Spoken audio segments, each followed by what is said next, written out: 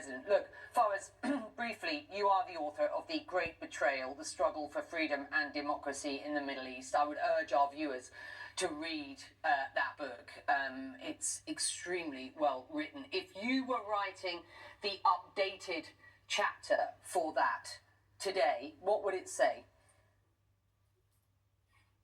It will say, Becky, with all humility, that the United States does not really learn the lessons of the past, the lessons of history.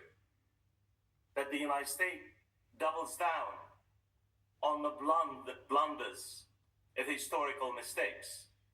And for your own viewers who do not really know much of the complex history of the Middle East, it was on August 23rd, 1953, when the United States toppled one of the most democratic leaders in the developing world, Muhammad Mossadegh. Everything we've been talking about in the past 40 years between Iran and the United States goes back to that particular momentous event when the United States intervened in Iran in order to destroy the institutional process. Guess why, Becky?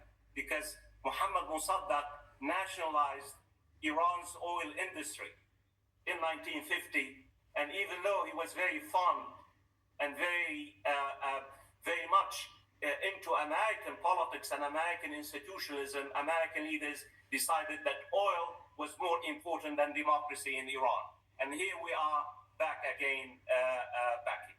Whether it's in Venezuela or whether it's in Iran, it's oil, energy, and power and domination, as opposed to really not only learning the lessons of history, but realizing you cannot dominate, you cannot really subjugate other people. And the big lesson so far, even though still a moving target, I think the United States and Israel have failed to force the Iranian regime to submit to their demands. The Iranian leadership is fully in charge. The Iranian regime is resilient, dynamic. Yesterday, Becky, one image for me captured this particular lesson so far. Iran's top leaders, Ali Larijani, the foreign minister, other judicial officials, were on the streets on the Quds Day, Jerusalem Day, walking without even security help.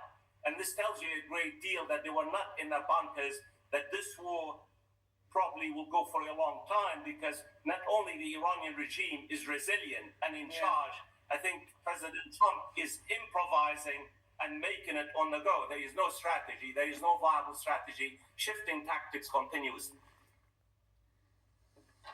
Fawaz,